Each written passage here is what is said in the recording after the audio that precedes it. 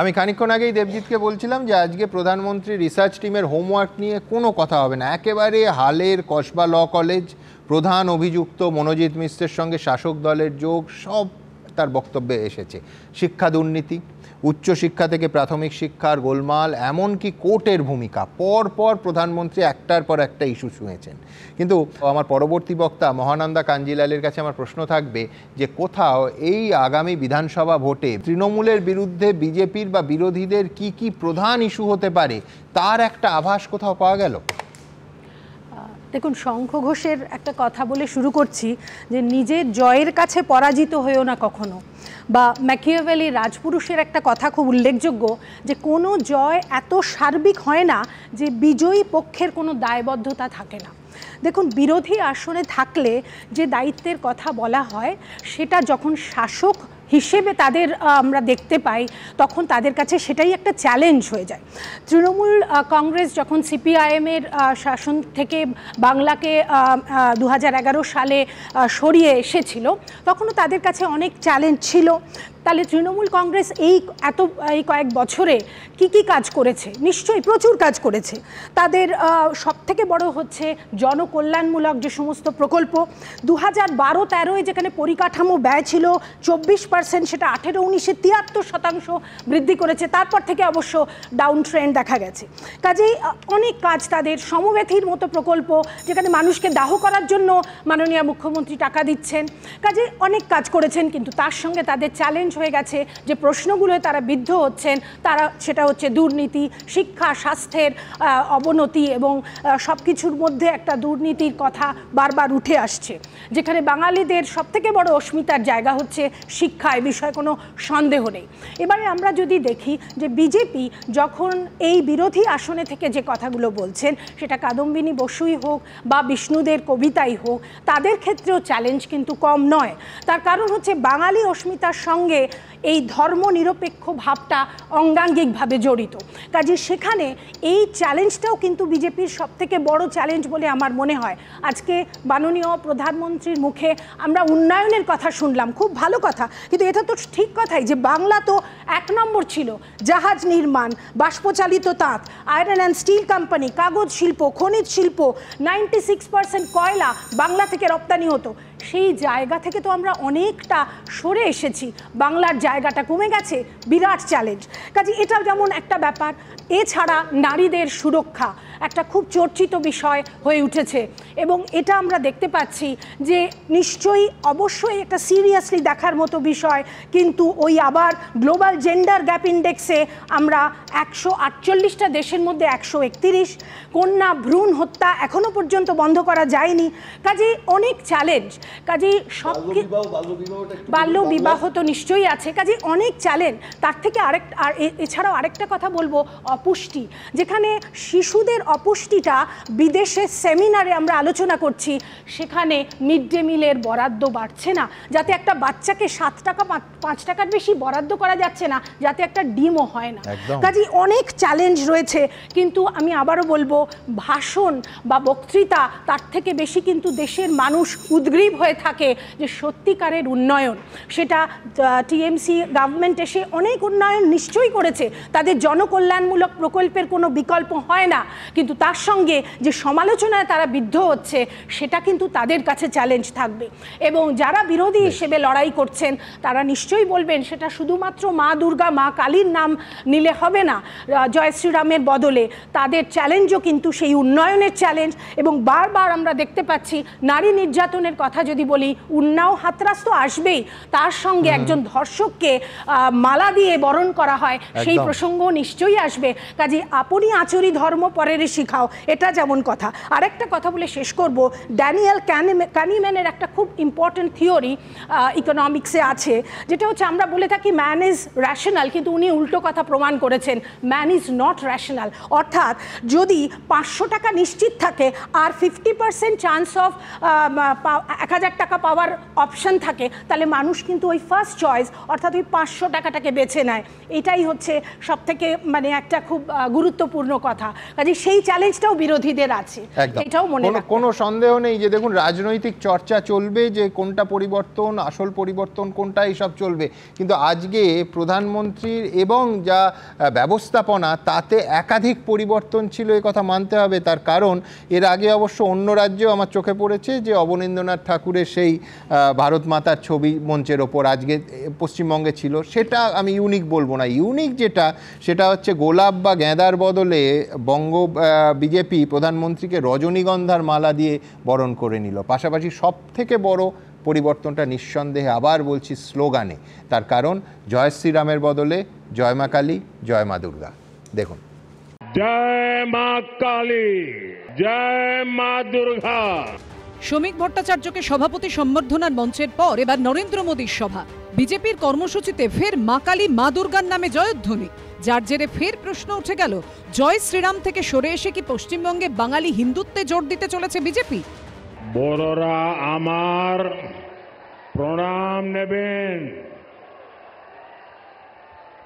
ছোটরা ভালোবাসা। জয় মা কালী, जय मां दुर्गा। बीजेपी ने पश्चिम बंगाल के लिए बड़े सपने देखे हैं। बीजेपी एक समृद्ध पश्चिम बंगाल बनाना चाहती है। बीजेपी एक विकसित पश्चिम बंगाल का निर्माण करना चाहती है।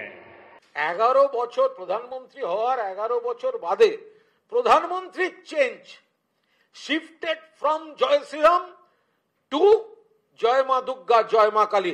এইটাই বাংলার মাটি। আপনাকে আমরা চেঞ্জ করিয়ে দিয়েছি, মমতা বন্দ্যোপাধ্যায় চেঞ্জ হবে। জয় শ্রীরাম। বিজেপির কর্মসূচি মানেই মুহুর্মুহু জয় শ্রীরাম ধ্বনি। মা কালী কিংবা মা দুর্গার নামে জয়ধ্বনি বিজেপির কর্মসূচিতে কতবার শোনা গেছে তা নিয়ে সন্দেহ আছে, কিন্তু বঙ্গ বিজেপির সংস্কৃতির বদলটা প্রথমে চোখে পড়ে দলের নতুন রাজ্য সভাপতি শ্রমিক ভট্টাচার্যর অভিনন্দন সমারোহ অনুষ্ঠানের মঞ্চে। ওই দিন মঞ্চে এলইডি স্ক্রিনে ফুটে উঠেছিল ফুলমালায় সজ্জিত কালীঘাটের মা কালীর ছবি। শুক্রবার নরেন্দ্র মোদীর সভার আগে সেই শ্রমিক ভট্টাচার্যই দুর্গাপুরের ভিরিঙ্গি মন্দিরে গিয়ে নিলেন মা কালীর আশীর্বাদ। প্রধানমন্ত্রীর সভার আমন্ত্রণ পত্রে তাৎপর্যপূর্ণভাবে দেখা গেল একই সারিতে লেখা ভারত মাতার জয়, জয় মা দুর্গা, জয় মা কালী। দুর্গাপুরের সভায় নরেন্দ্র মোদীর হাতে মাটির দুর্গা তুলে দিলেন শ্রমিক ভট্টাচার্য। শুভেন্দু অধিকারী প্রধানমন্ত্রীর হাতে তুলে দিলেন ধাতুর দুর্গা মূর্তি। নরেন্দ্র মোদীকে পরানো হলো রজনীগন্ধার মালা। তাহলে কি ভোটমুখী পশ্চিমবঙ্গে বাঙালির মন পেতে মা কালী ও মা দুর্গার শরণ নিচ্ছে বিজেপি? দিখাওয়া কা রাজনীতি। আমরাও মায়ের পুজো করি, কিন্তু এইভাবে এই এক্সিবিশনিজমটাই আমাদের একটু আশ্চর্য করে। ধর্ম এখন পশ্চিমবঙ্গের রাজনীতির প্রধান অঙ্গ হয়ে দাঁড়িয়েছে, আর তাই রাজনীতির মঞ্চে কোন দেবী দেবতার নামে স্লোগান দেয়া হচ্ছে সেটাও চর্চার বিষয় হয়ে দাঁড়িয়েছে। মনোজ বন্দ্যোপাধ্যায়, অনির্বাণ বিশ্বাস, রঞ্জিত হালদারের রিপোর্ট, এবিপি আনন্দ। আমি পঙ্কজ রায় আমার পরবর্তী বক্তার কাছে ঠিক উল্টো দিক থেকে আসবো। দেখুন, এই বাংলার ঘটনা কোনো ঘটলে বাংলার সংবাদ মাধ্যম হিসেবে আমরা সরব হই। দেশের প্রধানমন্ত্রী বাংলার নারী নির্যাতন, আইন শৃঙ্খলার অবনতি, এই সমস্ত কিছু নিয়ে চিন্তিত, এটা রাজ্যবাসীকে স্বস্তি দিতে পারে। কিন্তু আমার প্রশ্ন যে ডাবল ইঞ্জিন সরকার যে যে রাজ্যগুলোতে আছে সেখানে নারী নির্যাতনের ঘটনা, তার পরিসংখ্যান যদি রাখি, তাহলে যিনি স্বস্তি পাচ্ছেন তার স্বস্তি উড়ে যাবে। ছোট্ট ছোট্ট কয়েকটা উদাহরণ দিই। উত্তরপ্রদেশ থেকে ছত্তিশগড়, মধ্যপ্রদেশ থেকে উড়িষ্যা, এই নৃশংস নারী নির্যাতন। উড়িষ্যায় সেই ছবি সম্ভবত গত শনিবার বা রবিবার আমাদের সামনে এলো, চমকে উঠতে হয় ছাত্রী নিগ্রহের সেই ঘটনা। তারপর সেই বোনটাকে আমরা হারালাম। আমি বলছি বাংলার থেকে 1 ইঞ্চি কম বিভৎস নয়, কম নৃশংস নয়। আমি বলছি কোথাও তুলনা এলে কিন্তু এতগুলো রাজ্যের শাসক বিজেপির কাছে তারা যে স্বপ্নটা দেখাচ্ছে, সেই অন্য যেগুলো তারা শাসন করছে সেই রাজ্যগুলোতে সেই স্বপ্ন পূরণ হয়েছে কিনা, পঙ্কজদা, খুব স্বাভাবিকভাবে এই প্রশ্ন কিন্তু উঠবেই। আমার মণিভূষণ ভট্টাচার্যের কবিতার লাইনটাই মনে পড়ছে, এরকম শোক কিংবা সুখ থেকে আমাদের যে দর্পণের যে সময়টা সেটা অনেক কম। আমাদের কাছে এখন অনেক বেশি জীবন্ত সেটা হচ্ছে আরজি কর থেকে সাউথ কলকাতা ল কলেজ। আমি যেমন এই দুটো ঘটনা, একজন ফর্ম ফিল আপের সময় আরেকজন ডিউটিরত অবস্থায় যে দুর্ভাগ্যজনক ঘটনা ঘটেছে তার নিন্দার কোনো ভাষা নেই। কার দোষ কার গুণ সেটা বিবেচনা করার আগে এদের উপযুক্ত শাস্তির দাবি করছি। আমি আজকে দেখলাম আপনি দেখাচ্ছেন উড়িষ্যারটা আপনি নিশ্চয়ই কম নিন্দাজনক মনে করছেন না। অধ্যক্ষের কাছে বারবার, আপনিও একজন অধ্যক্ষ, বারবার কমপ্লেন করেও কোনো সুরা হয়নি। এটা অনেক ক্ষেত্রে যদি করা না যায়, যে ধরনের চাপ, সেটা অবশ্যই করা উচিত। এ নিয়ে কোনো বিতর্কের জায়গা নেই, আমি মনে করি কোনো বিতর্ক নেই। এটার বিরুদ্ধে একদম জিরো টলারেন্স, মানে সত্যি অর্থে কোনো ভণ্ডামি না করে এটা করতে হবে। আমার যেটা বক্তব্য, আমি দেখলাম যে কালী, আপনার মনে আছে যে বঙ্কিমচন্দ্র মুর্শিদাবাদে যখন তার দায়িত্বে ছিলেন, প্রশাসনিক দায়িত্বে, তিনি লালগোলার কালী মন্দির তিনি পরিদর্শন করেছিলেন এবং বন্দে মাতরমে তার রিফ্লেকশন আমরা দেখেছি। যে দশপ্রহরণধারিণী, এই কথাটা আজকে নয়, বন্দে মাতরমকে কারা দ্বিখণ্ডিত করলো, কারা খণ্ডিত করলো বন্দে মাতরমকে? আজকে এ কথা বলার অনেকেই বলছেন বাংলা নতুন করে, জনসংঘের যিনি প্রতিষ্ঠাতা কনিষ্ঠতম উপাচার্য ডক্টর শ্যামাপ্রসাদ মুখার্জি 1937 সালের 17 ফেব্রুয়ারি স্বয়ং কবিগুরু রবীন্দ্রনাথকে কলকাতা বিশ্ববিদ্যালয়ের সমাবর্ত ভাষণের জন্য আমন্ত্রণ করেছিলেন। তার বয়কট আমরা জানি, এবং আমরা এটাও জানি যে ডিলিট প্রাপ্তা তিনি কিন্তু কলকাতা বিশ্ববিদ্যালয়ে আরেকবার বাংলায় সমাবর্তের কোনো উদ্যোগ গ্রহণ করেননি, যদিও তিনি সাহিত্যে অনবদ্য অবদানের জন্য ডিলিট পেয়েছেন। এটা বলার এই কারণে যে আজকে যে প্রসঙ্গগুলো উঠে আসছে তার মধ্যে আমি দেখছিলাম শুধু রোহিঙ্গা বাংলাদেশে নয়, পাকিস্তানি তারা ধরা পড়ছে। ভাষাটা বিষয় নয়, যারা ভারতবর্ষের নাগরিক নয় তারা ভারতবর্ষে থাকবে কি থাকবে না সেটা বড় প্রশ্ন।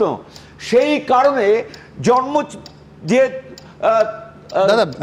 বিনা কাগজপত্রে পাকিস্তানি ঢুকলে আবার আমি বলছি সেই বিএসএফ এবং পেহেলগামের প্রশ্ন আমায় রিপিট করতে হবে। এটা কোথা থেকে কারা এসে এত মানুষকে গণহত্যা ঘটিয়ে কোথায় চলে গেল আমরা আজকেও জানলাম না। সেটাকে বারবার প্রতিহত করতে হবে, কিন্তু তার পক্ষে গান গাওয়ার জন্য রাস্তায় দাঁড়ানো এইরকম লোক কিন্তু খুব কম পাওয়া যাচ্ছে। রোহিঙ্গা কোথায়? রোহিঙ্গা খোঁজার জন্য আপনি চলে যান বাগজোলা খালের কাছে, আপনারাই দেখাচ্ছেন রোহিঙ্গা। আপনারা যদি আমরা দেখি যে মালবাজার, সেখানে রোহিঙ্গা আপনি দেখতে চান কিনা? রোহিঙ্গা আছে, আমাকে ঠিকানা দিন। আপনি রোহিঙ্গা নেই, এটা হলফনামা দিন না। পশ্চিমবঙ্গে আমার তার থেকেও বড় প্রশ্ন আছে, সেটা হচ্ছে যে ধরুন নির্বাচনের আগে ইন্টেনসিভ রিভিশনে আপত্তি কেন? কেন আপত্তি হবে? রিভিশন তো হবে কেন? 2024 এর তালিকা 26-এ ভোট হবে, যে স্বাভাবিকভাবেই যে কোনো তালিকা রিভিশন হবে। 1.5 কোটি মানুষ, তাদের আধার তারা বিযুক্ত করেছেন, কিন্তু আরো অনেক মৃত মানুষ তাদের আধার এখনো আছে এবং তারা সরকারি সুবিধা পেয়ে যাচ্ছেন। তার মানে পরোক্ষভাবে যাদের সুবিধা পাওয়ার কথা তাদের বঞ্চিত করছেন। এটা আমরা জানি যে 27 কোটি মানুষ এই নির্দিষ্ট সময়ের মধ্যে তারা বিপিএল তালিকার ওপরে এসছে। যে ওয়ান ফাইন মর্নিং আপনি পুরো ব্যাপারটা 77 বছরে কেন 12 বছরে পরিবর্তন হয়নি এটা না বলে কেন 77 বছরে কি কি হয়েছিল।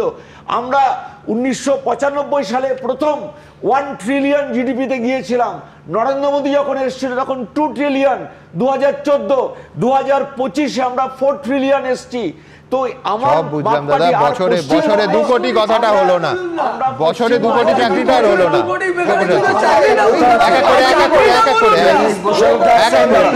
আমার একটা খুব স্পেসিফিক প্রশ্ন আছে দাদা, সেটা হচ্ছে দেখুন, আপত্তি তো আপনি ভোটার লিস্ট সংশোধন করুন, ইন্টেন্সিভ করুন, যারা ভোটার নন তাদেরকে বাদ দিন, সব করুন, কিন্তু এটাও তো একটা নীতি যেটা আপনি সরাসরি করতে পারেন না, সেটা ঘুরিয়েও করতে পারেন না। অন্তত পক্ষে এই ক্ল্যারিফিকেশনটা দিতে আপত্তি কোথায় যে ডেটাটা আপনি কালেকশন করবেন সেই ডেটাটা প্রাইভেট থাকবে, ইলেকশন কমিশন তার যে প্রাইভেসি সিক্রেসি সেটা মেনটেন করবেন এবং এটা অন্য কোনো ক্ষেত্রে ব্যবহৃত হবে না, এই গ্যারান্টিটা দিতে আপত্তি কোথায়? আমি কেন প্রাইভেসি সিক্রেসি কোথায়? প্রত্যেকটা মানুষগুলোর ক্ষেত্রে প্রত্যেকটা মানুষের বাইরে থেকে লোক এসে ডাকাত আমার বাড়িতে ডাকাতি করছে, প্রাইভেসি সিক্রেসি কেন করতে পারছেন না? আর যে তার জায়গায় ভুল মানুষকে একজন মানুষের বিরুদ্ধে তিনি আমার দেশের নাগরিক তাকে আপনি বেনাগরিক করে দিচ্ছেন। যে প্রাইভেসি সিক্রেসি কি চাইছো? রোহিঙ্গাদের প্রাইভেসি সিক্রেসি আমি উত্তম ব্রজবাসীর জন্য রোহিঙ্গারা আমি উত্তম ব্রজবাসীর কথা বলছি, তাদের প্রাইভেসি সিক্রেসি আমি চাইছো? উত্তম ব্রজবাসীর কথা বলছি, একজন ভারতের নাগরিক।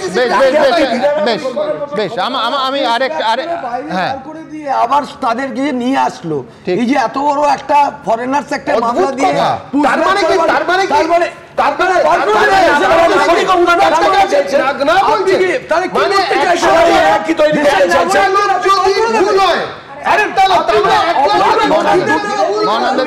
দুটো কথা বলে পরবর্তী আমি একটাই কথা বলবো যে নিশ্চয়ই এটা ইলেকশন কমিশনের দায়িত্ব দেখা, সেটা তো একটা কেন্দ্রীয় সংস্থা, যতই অটোনমাস বলি আমরা, কিন্তু প্রশ্নটা হচ্ছে যে যতক্ষণ না ঠিকভাবে আইডেন্টিফাই করা যাচ্ছে তাদের জল বিদ্যুৎ বন্ধ করা যায়, এটা একটা বেসিক মিনিমাম নেসেসিটি। কি জল বিদ্যুৎ বন্ধ করেছে? বিজেপি বন্ধ করেছে, কেউ বন্ধ করেছে,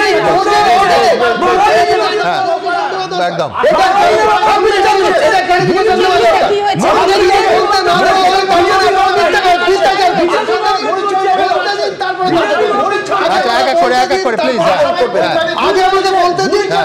আগে আমাকে বলতে দিন, তারপরে এই ধরনের গুন্ডাগিরি হবে ভাষাগত। প্রথম কথা হচ্ছে কোর্টের অর্ডারে এলাকা খালি, অর্থাৎ যে জায়গা দখল করে রেখেছিল একটা প্রাইভেট প্রপার্টি, সেটা পুনর্দখল মানে সেটাকে খালি করতে গেল হচ্ছে প্রশাসন কোর্টের অর্ডারে। দ্বিতীয়ত করতে গিয়ে দেখা গেল যে সেখানে একটা মসজিদ থেকে এবং একটা ছোট মন্দির থেকে লাইন গিয়েছে, যে ইলেকট্রিক্যাল লাইন, সেখানে 1.5 কোটির ওপর বকেয়া। সেই লাইন কাটতে গিয়ে দেখা গেল কাদের বাড়িতে গিয়েছে, তার মধ্যে প্রচুর পরিমাণে রোহিঙ্গা। আমি যেটা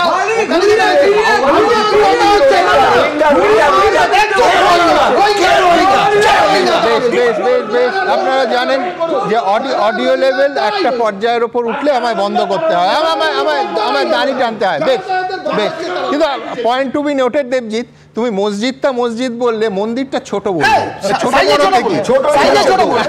আমি বলছি যে বেআইনি বিদ্যুৎ সংযোগ, বড় মসজিদ বা বড় মন্দির, ছোট মন্দির ছোট মন্দির সমান বেআইনি।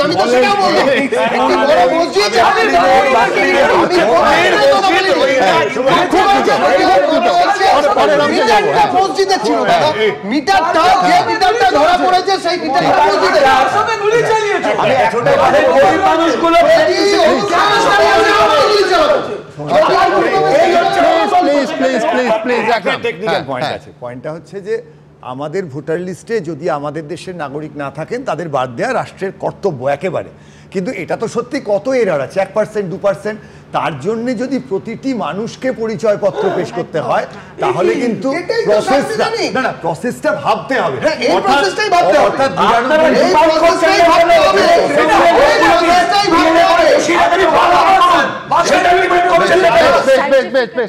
আমি 3টে ছোট্ট পয়েন্টে সাম আপ করি। এক হচ্ছে, দেখুন আবার বলছি যে বেআইনি বিদ্যুৎ সংযোগ, বড় মন্দির বা বড় মসজিদ, ছোট মন্দির বা ছোট মসজিদ, যেখান থেকেই হোক না কেন সেটা বেআইনি, কোনো এ নিয়ে সন্দেহ থাকতে পারে না। 2 হচ্ছে ফিরিয়ে নেওয়ার কথা হলো 7 জনকে মহারাষ্ট্র থেকে বাংলাদেশে পাঠিয়ে দেওয়া হয়, মুদ্রা দুটো পিঠই সমানভাবে দেখাবো। 7 জনকে পাঠিয়ে দেওয়া হলো, তারপর তাদের ফিরিয়ে নেওয়া হলো। কেন ফিরিয়ে নেওয়া হলো? যে ভারত সরকার বা মহারাষ্ট্র সরকার যাচাই করে দেখলো যে 4 জন মুর্শিদাবাদের বৈধ নাগরিক, 2 জন উত্তর 24 পরগনার বাগদার বৈধ নাগরিক এবং পূর্ব বর্ধমানের 1 জন মন্তেশ্বরের বাসিন্দা, বৈধ ভারতীয় নাগরিক। আমি বলছি এমন ভুল আমি করব কেন, যার জন্য এই মানুষগুলো সংখ্যাটা 7 হতে পারে, সংখ্যাটা 70 হতে পারে, সংখ্যাটা 6000 7000 হতে পারে। আমার বক্তব্য একজন মানুষের জীবনের সঙ্গেও এটা করা যাবে না। হ্যাভিং সেড দ্যাট, পাশাপাশি আমি একটা জায়গায় দেবজিতের সঙ্গে একমত যে আমি বলছি রিভিশন কেন হবে না, কেন 2024-এর লিস্টের ওপর 2026-এর ভোট হবে? কোনো গণতান্ত্রিক সভ্য রাষ্ট্রে এটা কি হতে পারে? একটা ছোট্ট উদাহরণ দিই, কালীগঞ্জের উপনির্বাচন খুব ছোট্ট, তাতে দেখা গেল যে আগের তালিকার সময় যখন এটা কিন্তু কোনো ইন্টেন্সিভ রিভিশন হলো না, সাধারণ সমীক্ষায় দেখা গেল ৬,০০০ নাম ড্রপ হলো আগের তালিকার থেকে। আমি বলছি এইবার হিসেব করুন কোনো রকম বিশেষ নিবিড় সমীক্ষা ছাড়া আমাদের রাজ্যে বিধানসভা কনস্টিটিউয়েন্সি হচ্ছে ২৯৪টা। এবার ২৯৪কে গড়ে ওই কালীগঞ্জের ৬,০০০ দিয়ে গুণ করলে সংখ্যাটা আসে ১৭,৬৪,০০০। আমি বলছি যে তাহলে সংখ্যাটা ভাবুন যে এই ভোটার তালিকার ফারাকটা কেন আরেকটা সমীক্ষায় নির্বাচনের আগে রিভাইজড হবে না?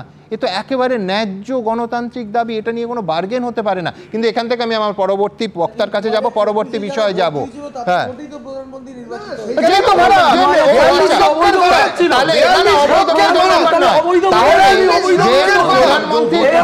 2014 ভোটে নির্বাচিত হয়েছিল ভারতবর্ষ, তাহলে 2014 পরে রিভিশনই হবে না, এটা কোনো যুক্তি হতে পারে না। আমি পরের বক্তা অর্ণবের কাছে যাব, কিন্তু তার আগে দেখাবো যে আজকে শিল্প সম্ভাবনা এবং তৃণমূল আমলের শিল্প খুব স্বাভাবিকভাবেই রাজনৈতিক আক্রমণের লক্ষ্য হলো প্রধানমন্ত্রীর মঞ্চ থেকে। তৃণমূল কংগ্রেস তার জবাবও দিল, পাশাপাশি দেখাবো। टीएमसी का गुंडा टैक्स है, ये बंगाल में निवेश को रोकता है। यहां संसाधनों पर माफिया का कब्जा है, वो बंगाल में निवेश को रोकता है। সিন্ডিকেট রাজ, গুন্ডা ট্যাক্স, মাফিয়ার মতো বাছা বাছা শব্দ ব্যবহার করে তৃণমূলকে আক্রমণ করলেন নরেন্দ্র মোদী। পশ্চিমবঙ্গে শিল্প আসার পথে দুর্নীতি, তোলাবাজি সংস্কৃতি সবচেয়ে বড় বাধা বলে অভিযোগ করলেন তিনি। मैं जानता हूं कि पश्चिम बंगाल में जितनी संभावनाएं हैं उनको देखते हुए दुनिया भर के निवेशक यहां पैसा लगाने आना चाहेंगे, लेकिन जब वो यहां सिंडिकेट राज देखते हैं तो वे देखते हैं कि कैसे यहां उगाई होती है, बिजनेस करने वालों से पैसे मांगे जाते हैं, कैसे टीएमसी के लोग धमकाते हैं, तोड़फोड़ करने की, काम बंद करने की धमकियां देते हैं, तो वो भी डरकर भाग जाते हैं। বিপুল বিনিয়োগ এখানে আসছে। সারা ভারতবর্ষের শ্রেষ্ঠ শিল্পপতিরা বাংলায় আসছেন এবং এটা কোনো প্রতিশ্রুতি নয়, ধারাবাহিকভাবে কাজ চলছে। তার ফলে প্রধানমন্ত্রী যেটা বলেছেন সেটা ডাহা, বিকৃত সত্যের অপলাপ, বাংলার ভাবমূর্তিতে কালিমা লিপ্ত করার জন্য তিনি এই কথাটা বলেছেন। বাংলায় শিল্পের প্রসার ঘটছে।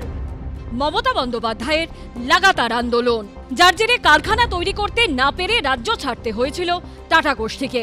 সেই সময় তৃণমূলের পাশে ছিল বিজেপি। কিন্তু 2026 সালের বিধানসভা ভোটের মুখে পশ্চিমবঙ্গ থেকে শিল্পের পলায়ন নিয়ে তৃণমূলকে বিঁধতে তাদের কার্যকলাপকেই দায়ী করলেন নরেন্দ্র মোদী। यहां की सरकार नीतियां ही अपने नेताओं को भ्रष्टाचार की खुली छूट देने के लिए बनाती है। टीएमसी के राज में सैकड़ों कंपनियां पश्चिम बंगाल छोड़ चुकी है, तभी तो यहां नौजवान को आगे बढ़ने के अवसर नहीं मिल रहे, तभी तो बंगाल का हाल बेहाल हो गया है। দিল্লিতে বিজেপি, পশ্চিমবঙ্গেও বিজেপি, ফের একবার ডবল ইঞ্জিন সরকার মডেলে উন্নয়নের প্রতিশ্রুতি দিয়ে জনগণের সমর্থন চাইলেন নরেন্দ্র মোদী। 2021-এ এই ফর্মুলা কাজে আসেনি, 26-এ কি হবে? উত্তর মিলবে আগামী বছর। দীপক ঘোষ, মনোজ বন্দ্যোপাধ্যায় ও আশাবুল হোসেনের রিপোর্ট, এবিপি আনন্দ। দেখুন, গুন্ডা ট্যাক্স এবং সিন্ডিকেট রাজ ইত্যাদি এ নিয়ে রাজনৈতিক চাপানুতর এক্ষুনি হবে, আমি সেদিকে যাব না। আমার প্রশ্ন থাকবে প্রতিশ্রুতি এবং তার বাস্তবায়ন নিয়ে। আমি বলছি একটা বাংলা ছবির অত্যন্ত জনপ্রিয় গান ছিল আসছে সে আসছে। বাংলায় বিনিয়োগ প্রায় সেই রকম অবস্থা। অর্ণব, আমি জানি না অর্ণব নিশ্চয়ই মানবে না যে এই রাজ্যে শিল্প সম্মেলন আর বিজেপির শিল্প সফর কতগুলো মৌ যে শেষ পর্যন্ত মোয়া হয় এর তথ্য পরিসংখ্যান এই শোয়ের পর অর্ণবকে আমি দিয়ে দেবো, অর্ণবের কাছে নিশ্চয়ই আছে। কেউ বলতেই পারেন যে গল্পের গরু গাছে নয় মহাকাশে উঠে যায় কেন? আমরা কি শুনলাম বিএমডব্লিউর কারখানা হতে পারে, একজন বলছিলেন না যে বিরাট বিনিয়োগ আসবে, বিনিয়োগ হবে, বিএমডব্লিউর কারখানা এখনো হয়নি। লুলু গোষ্ঠী বিপুল বিনিয়োগ করবে পশ্চিমবঙ্গে, এখনো পর্যন্ত সেই গোষ্ঠীর কোনো বিনিয়োগ আমার অন্তত চোখে পড়েনি। এমনকি ব্রিটিশ এয়ারওয়েজ তার ফ্লাইট অবধি চালু হতে পারে সেই সম্ভাবনা, পজিটিভ থিঙ্কিং, এত কিছু শুনে নিলাম কিন্তু হয়নি। আমি বলছি আলটিমেটলি এই সুযোগটা নিলেন দেশের প্রধানমন্ত্রী। তিনি বলছেন যে গুন্ডা ট্যাক্স এবং সিন্ডিকেট রাজের জন্য শিল্প হচ্ছে না, শিল্পায়নের স্বপ্ন বিরোধী দল হিসেবে তাকে দেখাতে হবে। এবং তিনি বলছেন যে পশ্চিমবঙ্গে বিজেপি এলে নাকি তবে শিল্পে প্রথম সারিতে এই রাজ্য আসবে। আমি বলছি এতে চিঁড়ে ভিজবে কিনা তা একমাত্র ভোটের রেজাল্টে বোঝা যাবে, কিন্তু এই দাবি করার সুযোগটা শিল্প নিয়ে প্রশ্নচিহ্নটা আছে বলে আজকে কেন্দ্রীয় শাসক দল সেখানে তারা পেলেন। এই কথা এইটুকু কি অন্তত মানবে? সুমনদা, আপনি প্রথমেই কুহেলি সিনেমার একটা গান বললেন, আসছে সে আসছে, ঠিক সে একই রকম ভাবে একটু মনে পড়ে যাচ্ছে গীতিকার গৌরী প্রসন্ন মজুমদার, সুরকার নচিকেতা ঘোষ, হেমন্ত মুখোপাধ্যায় গিয়েছিলেন এক গোছা রজনীগন্ধা হাতে নিয়ে বললাম চললাম। উনি আজকে রজনীগন্ধা ওনাকে বরণ করা হয়েছে। মনে পড়লো একদিন বুদ্ধবাবু রাইটার্স থেকে বেরোনোর আগে ঠিক এই গানটা বলে বেরিয়ে গেছিলেন। আপনি শিল্পের ক্ষেত্রে যেটা বললেন, আমি একদম পরিষ্কার করে যেটা বলি সেটা হচ্ছে যে 2011 সালে তৃণমূল সরকার আসার পর যে জায়গাটায় বারবার করে বিতর্ক হয়েছে সেটা হচ্ছে শিল্পের মডেলটা কীরকম হবে। আমাদের মতন দেশে, বিশেষ করে তৃতীয় বিশ্বের একটা গরিব দেশ, উন্নয়নশীল দেশ, সেখানে একটা রাজ্যে যে উন্নয়নের মডেলটা হবে সেই মডেলটা কত বেশি করে অনেক মানুষকে নিয়ে করা হবে, অনেক বেশি মানুষের মধ্যে ছড়িয়ে দেওয়া হবে, নাকি শুধুমাত্র পুঁজিনিবিড় শিল্প আসবে যেখানে অল্প সংখ্যক হাইলি স্কিলড লেবার তারাই চাকরি পাবে এবং বৈষম্যটা ক্রমশ বাড়বে। এই জায়গাটাই কিন্তু পশ্চিমবঙ্গ কি চয়েসের জায়গায় আছে? পশ্চিমবঙ্গ কি পুঁজিনিবিড় শিল্পকে না বলে ছোট শিল্প করছে? আসলে পাচ্ছে না বলে হচ্ছে না। পানাগড় শিল্প তালুক, সেখানে একটার পর একটা মাঝারি শিল্প বা হয়তো বিরাট বড় শিল্প নয় কিন্তু মাঝারি শিল্প আসছে। এমএসএমইতে পরপর 4 বছর হচ্ছে আমরা গোটা ভারতবর্ষের মধ্যে সবচেয়ে বেশি এগিয়ে। আমাদের বক্তব্যের মধ্যে নয়, আমাদের আইটি সেক্টর এক্সপ্যান্ড করছে, করছে না এরকম নয়, কিন্তু যেটা বলার কথা সেটা হচ্ছে শিল্পের যে মডেলটা নিয়ে প্রশ্নটা হচ্ছে সেই মডেলটা আজকের প্রেক্ষিতে দাঁড়িয়ে একটা বিকল্প মডেল তৈরি করার চেষ্টা পশ্চিমবঙ্গ সরকার কিন্তু করছে। সেটা হচ্ছে যে ক্ষুদ্র যে শিল্পোদ্যোগ, সেই ক্ষুদ্র শিল্পোদ্যোগ এবং মাঝারি শিল্পোদ্যোগ, এটার দিকে জোর দেওয়া এই জন্য করার চেষ্টা করছে যে যাতে এই যে ডিস্ট্রিবিউশনটা, সম্পদের যে ডিস্ট্রিবিউশন, সেই সম্পদের ডিস্ট্রিবিউশনটা অপেক্ষাকৃতভাবে একটা সাম্যের জায়গায় আসে। আপনি যে রাজ্যগুলো অর্ণব এটা কিরকম হলো জানো তো, যে গৌরী প্রসন্ন মজুমদারের কথা তুমি বললে, এটা প্রায় সেই রকম হলো। অর্ণব যেটাকে বিকল্প মডেল হচ্ছে, মানে মডেল বলে দাবি করছে, গৌরী প্রসন্ন মজুমদারের কথায় বললে যা পেয়েছি আমি তা চাই না, এটা সেইরকম হয়ে গেল না? ঠিক কথা, এটা আপনি একটা মত বললেন, সুমন একটা মত বললেন। আমি বলছি শিল্প নিয়ে এই তর্কটা তো সিঙ্গুর নন্দীগ্রামের সময় থেকে তৈরি হয়েছিল, যে কোন মডেলের শিল্পটা আসবে। সেই সময় যে গণজাগরণ বা সেই সময় যে গণঅভ্যুত্থানটা হয়েছিল সেই সময়ও কিন্তু এই তর্কটা বারবার করে এসেছে। কৃষি বনাম শিল্পের লড়াই, কৃষি বনাম শিল্পের লড়াই নয়। তোর প্রশ্নটা ছিল হচ্ছে শিল্পটা ঠিক কি ধরনের শিল্প হবে, যে শিল্প বিরাট সংখ্যক মানুষকে উচ্ছেদ করে আসে, বিরাট সংখ্যক মানুষকে সরিয়ে দিয়ে আসে, তার কর্মসংস্থানের জায়গাকে। এখন তো তৃণমূল সরকারের দাবি হিসেবে উচ্ছেদের কোনো ব্যাপার নেই, সরকারের ল্যান্ড ব্যাংক তৈরি। একদম, আমি বলছি যে এসিজেক নিয়ে যে বিতর্ক, এসিজেক নিয়ে যে বিতর্ক, এসিজেকের যে মডেল, সেই মডেলটা সেই সময় মমতা বন্দ্যোপাধ্যায় বিরোধিতা করেছিলেন এবং সেই সময় প্রচুর তর্ক হয়েছিল। তো এই তর্কটা এখনো পর্যন্ত তর্কটা কিন্তু চলছে, তর্ক কিন্তু বন্ধ হয়ে গেছে এরকম নয়। এসিজেক করতে উনি দেননি এখনো পর্যন্ত, বা এসিজেকের প্রকল্পের জায়গায় এক লপ্তে জমি নেওয়া বা এই যে সমস্যাগুলো, সেই সমস্যাগুলো রয়েছে, ঠিক কথা। কিন্তু আমি বলছি যে বিকল্প যে মডেলের জায়গাটা, উন্নয়নের যে আর একটা মডেলের জায়গা, সেইটার একটা চেষ্টা কোথাও চলছে। আপনি যদি বারবার করে সিঙ্গুরে শেষ কবে গেছো, কোন বিকল্প উন্নয়নের মডেল সিঙ্গুরে তুমি দেখতে পেয়েছো? বহুবার গেছিস, কিন্তু পানাগড় শিল্প তাহলে তো ওই রাস্তা দিয়ে যায়, আরেকটু এগোলে যাই ওখানে। ওইখানে দাঁড়িয়ে আমরা যখন আপনি যে আমাদের ওয়েবসাইট যদি দেখি, আমাদের রাজ্য শিল্প দপ্তরের যে ওয়েবসাইট যদি দেখি, তাহলে কোন কোন শিল্প পানাগড় শিল্প তাদেরকে নতুন করে এসছে সেটাও কিন্তু আমাদের একটু মাথায় রাখতে হবে। সেটাও মানে আমাদের একসময় মাথায় রাখতে, আসলে মূল জায়গাটা হয়ে যাচ্ছে দৃষ্টিভঙ্গির পার্থক্য। এই জন্য বারবার করে এই জিনিসটা তীব্র পার্থক্য দেখছো, দৃষ্টিভঙ্গির পার্থক্য। 3 জন আঙুল তুলে আছে 15 মিনিট ধরে, সামনে দিয়ে কালীঘাটে পৌঁছে যেতে হবে। শিল্পপতিদের, তারপরে ওখান থেকে বেরিয়ে আসবে।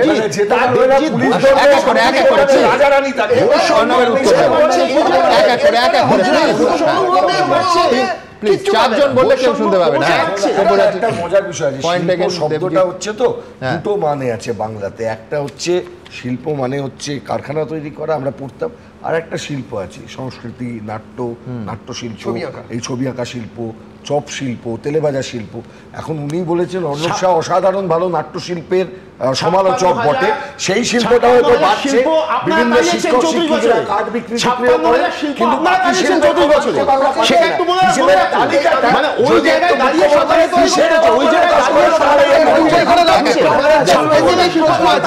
আমার একটা স্পেসিফিক প্রশ্ন আছে, শুনুন না, আপনার কাছে আছে,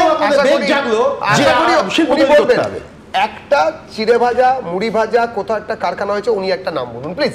আমি বলছি এই গত 2000 না শুধু এইটুকু বলছি, একটা নাম স্পেসিফিক নাম, এই কোম্পানি বলছি যে আমাদের এবিসি কর্মশক্তি, সেই বড় অংশ সেই বড় অংশ যে স্মল স্কেল ইন্ডাস্ট্রি বা যে স্মল স্কেল জায়গা থাকে, ওটা ওটাকে স্বীকৃতি উন্নয়ন নয়। আরে তোমরা খেয়েছো বেশ শুভময়দা। একটা রাজ্যে যদি সত্যি শিল্পে উন্নতি করত, তাহলে তার জন্য একটা উদাহরণ খুঁজে পাওয়া বা এই ধরনের কোনো প্রয়োজন ছিল না। আমি বলছি যে রাজ্যের উন্নয়নের ক্ষেত্রে সত্যি বামফ্রন্ট আমলে যথেষ্ট দুর্বলতা ছিল, কিন্তু তারপর তৃণমূল আমলেও কিন্তু সেই দুর্বলতা আরও বেড়েছে। মানে প্রচণ্ড খারাপ অবস্থা আমাদের রাজ্যে, কাজের যে জায়গা, কর্ম সৃষ্টির যে জায়গা, সেই জায়গাটা কিন্তু সত্যিই দেখতে পাওয়া যাচ্ছে না। এবং প্রতিটি শিল্প সম্মেলনে যেটা বললেন অর্ণববাবু আসছে, তাহলে দেশের শিল্পপতিরা কি করে বলে যে বাংলা ডেস্টিনেশন, এমনকি মুকেশ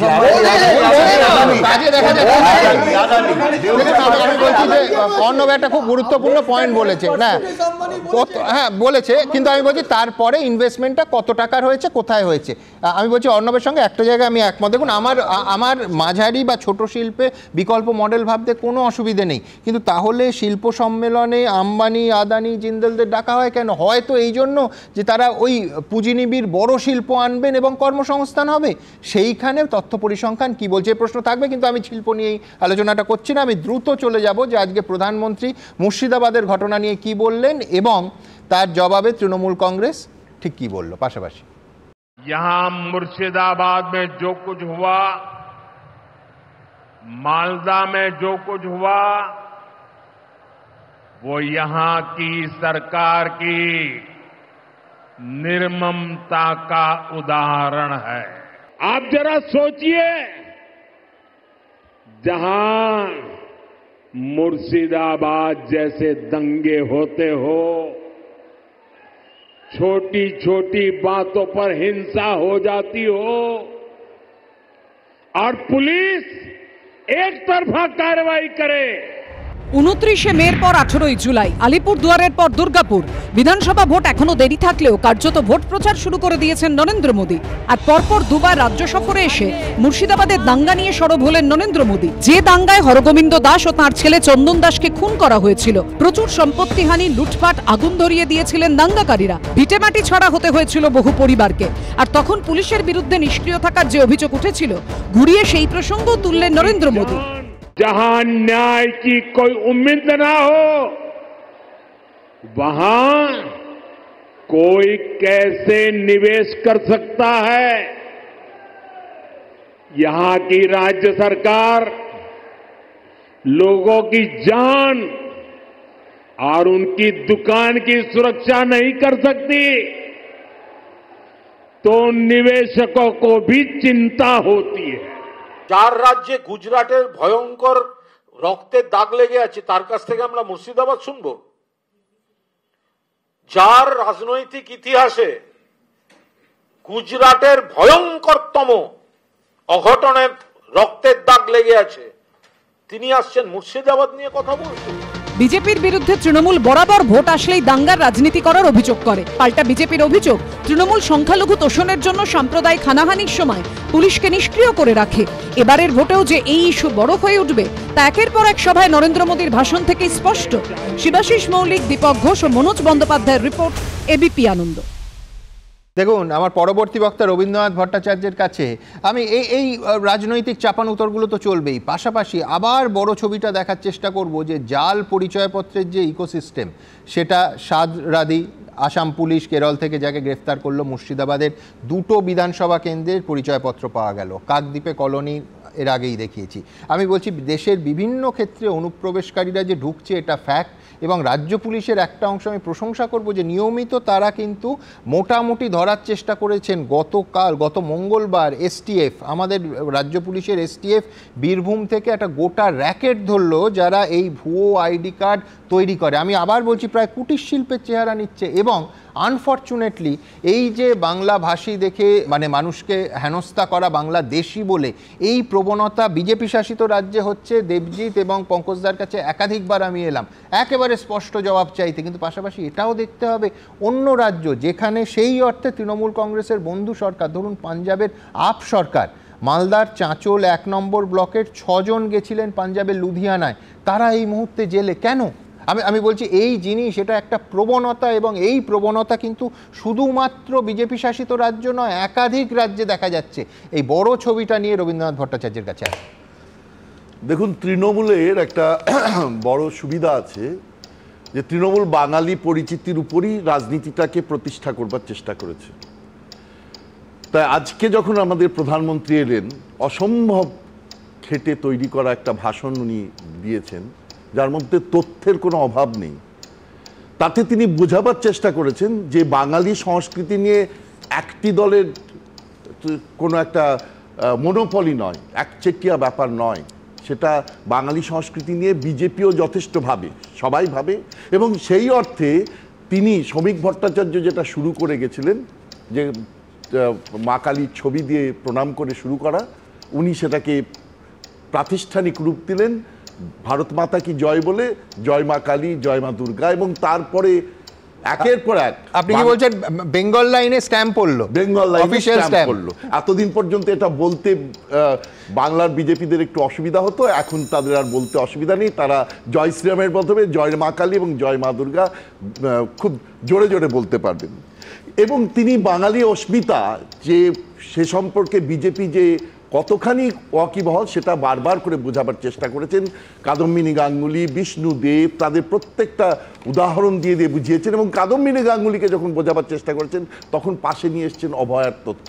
অর্থাৎ যেখানে যে দেশে এই রকমের ডাক্তার তৈরি হয়, এই রকম একজন লেখাপড়া জানা মানুষ কন্যা জন্মায়, সেই দেশের একজন ডাক্তার কন্যাকে নৃশংসভাবে খুন হয়ে যেতে হয় এই রকম তার নিজের ইনস্টিটিউটের মধ্যে।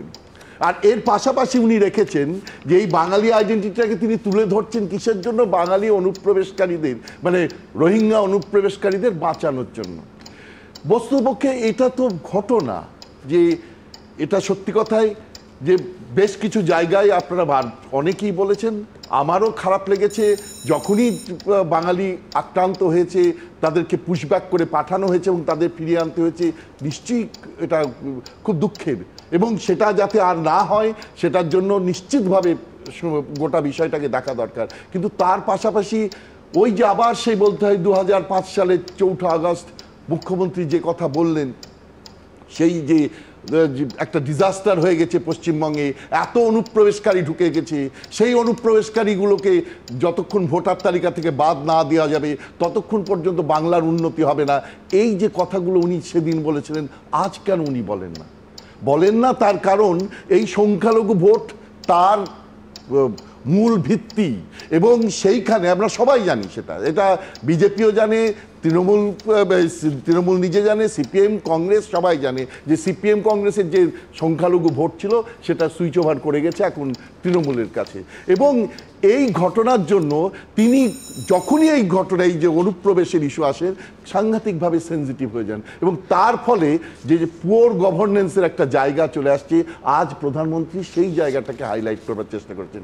ক্রাইম বাড়ছে বিভিন্ন জায়গায় পশ্চিমবঙ্গে। আমি তো বর্ধমানে চাকরি করি, আমি তো খাগড়াগড়ের ঘটনা কখনো ভুলতে পারবো না। কি মারাত্মক ঘটনা ঘটেছিল, সাদরানির কথা আপনাদের মনে আছে। একের পর এক জঙ্গি ধরা পড়ে, খাগড়াগড়ের সমস্ত বোমাটোমা নিয়ে গিয়ে ফাটিয়ে দিল রাজ্য পুলিশ। তারপরে এনআইএর কাছে মানে আসল জিনিসগুলোই পাওয়া যাচ্ছে না। কেন এইরকম সেন্সিটিভ হবে?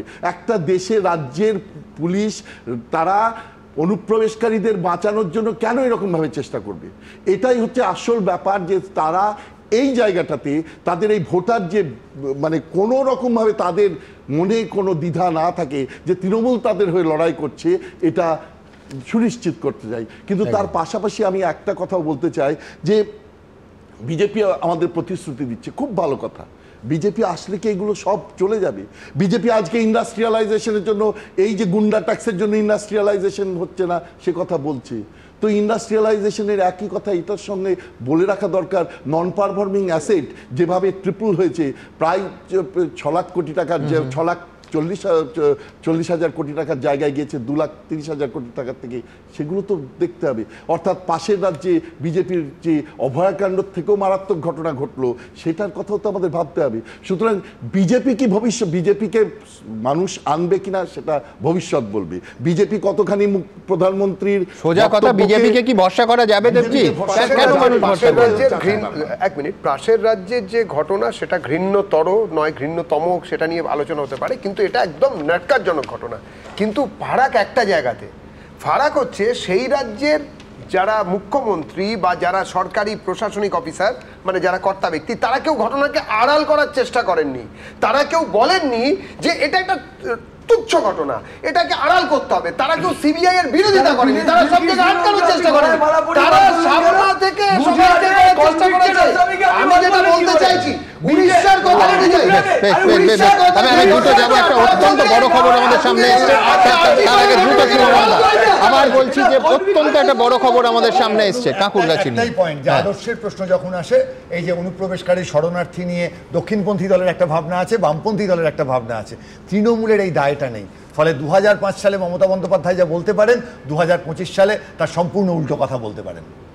আমি আর একটা কথা বলবো, আমি চাইবো যে যে তালিকা ছুঁড়ে মারা হয়েছিল সেই তালিকা জনসমক্ষে আনা হোক, কারণ সেখানে সব সংখ্যালঘু নাম ছিল। একটা কথা শুধু বলতে চাই, যদি 2003 সালে, এটা 5 নয়, সংসদে যদি এই দাবিটা না তুলতেন, এই এনআরসি অনুপ্রবেশকারী সেই সময়কার সরকারকে একদম টার্গেট করা,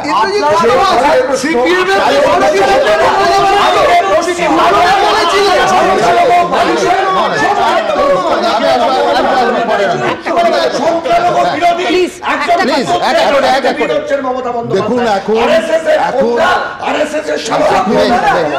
তৃণমূল কলোনি বসানোর একটা রাজনীতি করছে। কলোনি মানে আজকের সেই বাইরের থেকে লোক ডেকে নিয়ে আসবো, তাদেরকে বসাবো, তারা আমাদের ভোট দেবে এবং সেই কলোনিটাই আমরা অন্য কলোনির আগে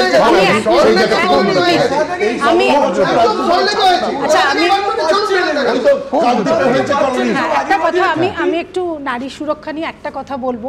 সেটা হচ্ছে যে সারা দেশে অ্যাভারেজে 4 লক্ষ ক্রাইম হচ্ছে মহিলাদের ওপরে, অ্যাভারেজ বেশি কম মিলিয়ে, এবং তার মধ্যে নাম্বার 1 হচ্ছে উত্তরপ্রদেশ। অবশ্য পশ্চিমবঙ্গ পিছিয়ে নেই, 4 নম্বরে হচ্ছে ওয়েস্ট বেঙ্গল। আর একটা কথা বলি, সেটা হচ্ছে যে আমরা কি সত্যি নারী সুরক্ষা নিয়ে সিরিয়াস? না হলে নির্ভয়া ফান্ডের 1000 কোটি টাকা যেটা স্যাংশন করা হয়েছিল, সেটা পরবর্তীকালে বিজেপি শাসিত সময়ে 587 কোটি টাকা হয়ে গেল। আমি একটা ছোট্ট বাক্য যোগ করি, সেটা হচ্ছে আমরা সবাই দেখেছি যে তৎকালীন প্রধান বিচারপতি সুপ্রিম কোর্টের DY চন্দ্রচূড়, তিনি একটা একটা উচ্চ পদস্থ কমিটি করে দিলেন, যারা নির্ধারণ করবে যে দেশ জুড়ে, শুধু পশ্চিমবঙ্গ নয়, দেশ জুড়ে হাসপাতালে যে মহিলা কর্মীদের সুরক্ষা সেটা নিয়ে। তারপরে একটা শব্দ শুনেছেন, DY চন্দ্রচূড় যখন রিটায়ার করছেন, তার শেষ সেই শুনানির সময় তিনি বলছেন আমি খুব হতাশ, মানে ওইটাই হচ্ছে শেষ বাক্য।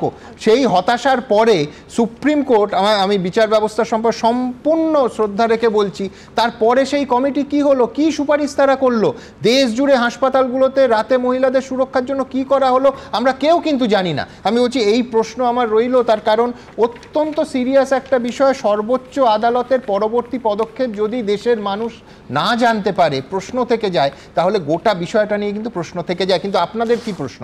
আপনারা জানেন আমাদের ভেরিফাইড এক্স অ্যাকাউন্ট সঙ্গে সুমন@IAM সুমন দে। দ্রুত আমি কয়েকটা মন্তব্য নিয়ে আর একটা অত্যন্ত বড় খবরে যাব। রঞ্জন সেনগুপ্ত তিনি লিখছেন, তৃণমূলের 21শে জুলাইয়ের আগে প্রধানমন্ত্রীর জনসভা নিঃসন্দেহে ভালো রণকৌশল। প্রবাল ঘোষ লিখছেন, রাজ্য বিজেপির যা সংগঠনের হাল সেটা দিয়ে মমতা বন্দ্যোপাধ্যায়কে ক্ষমতাচ্যুত করা সম্ভব নয়। অরিজিৎ তালুকদার লিখছেন, 25শে জুলাই থেকে বিধানসভা ভোটে বিজেপির প্রচারের সুর বেঁধে দিলেন প্রধানমন্ত্রী। অয়ন ঘোষ লিখছেন, প্রধানমন্ত্রী সবকিছু ঠিক নজরে রেখেছেন, কিন্তু সিবিআই কি কাজ করছে সেটা কি ওনার নজরে আছে? শেখ শামীম লিখছেন, পরিবর্তনের ডাক দেয়া যতটা সহজ ততটাই কঠিন ক্ষমতায় আসা। ঠিক এইখানে আমি দেখাবো দিলীপ ঘোষ, যিনি রাজ্য সভাপতি নেই বিজেপির, কিন্তু সংবাদে আছেন। আজকে তিনি প্রধানমন্ত্রীর সভায় থাকবেন না এ দিয়ে নানা জল্পনা। শেষ পর্যন্ত তিনি জেপি নাড্ডার বাড়ি গেলেন, প্রথমবার দেখা পেলেন না, দ্বিতীয়বার দেখা পেলেন। তারপর ঘটনাপ্রবাহ বেরিয়ে কি বলছেন, কতটা গল্প হলো, কোট আনকোট দিলীপ ঘোষ। পরের প্রতিবেদনে। পার্টি ডাকেনি, হয়তো পার্টি চায়ও না আমি যাই, অস্বস্তি হবে। দুর্গাপুরে নরেন্দ্র মোদীর মেগা সভা, কিন্তু সেখানে থাকলেন না বঙ্গ বিজেপির এখনো অবধি সবচেয়ে সফল রাজ্য সভাপতি দিলীপ ঘোষ। তিনি তখন দিল্লিতে বিজেপির সর্বভারতীয় সভাপতি জেপি নাড্ডার সঙ্গে বৈঠক করতে। আর দিল্লি যাওয়ার আগে প্রধানমন্ত্রীর সভায় অনুপস্থিত থাকা নিয়ে যা বললেন তা নিঃসন্দেহে ইঙ্গিতপূর্ণ। দিল্লি যাচ্ছেন, আমাদের সবার বক্তব্য, আপনি তো বলেছিলেন যে কর্মী হিসেবে আপনি আজকে মোদীর সভায় যাবেন। আমাকে কর্মীরা ডেকেছিলেন, তাই আমি হ্যাঁ করেছিলাম। পার্টি ডাকেনি, হয়তো পার্টি চায়ও না আমি যাই, অস্বস্তি হবে, সেই জন্য আমি যাচ্ছি না দুর্গাপুরে মাননীয় প্রধানমন্ত্রীর সভা। দিল্লি পৌঁছেই দিলীপ ঘোষ সোজা চলে যান মতিলাল নেহেরু মার্গ, বিজেপির সর্বভারতীয় সভাপতি জেপি নাড্ডার বাড়ি। কিন্তু দেখা যায় 5 মিনিটের মধ্যেই বেরিয়ে আসছেন দিলীপ ঘোষ। এখন নয়। সূত্রের খবর, সেই সময় স্বাস্থ্যমন্ত্রী জেপি নাড্ডা নিজের মন্ত্রকের দফতরে ছিলেন। এরপর 3টে নাগাদ ফের দিলীপ ঘোষ যান জেপি নাড্ডার বাড়ি। সূত্রের খবর, দুজনের প্রায় 40 মিনিট কথা হয়, কিন্তু বেরিয়ে কার্যত চুপ রইলেন দিলীপ ঘোষ। দুর্গাপুরের পরিবর্তে দিল্লি, কিন্তু কেন? দিলীপ ঘোষের অবস্থান নিয়ে জল্পনার মধ্যে কটাক্ষ ছড়ে দিয়েছে তৃণমূল। দিলীপ ঘোষ ভারতীয় জনতা পার্টির নেতা, নিশ্চয়ই তার জন্য অত্যন্ত অস্বস্তিকর একটা পরিবেশ।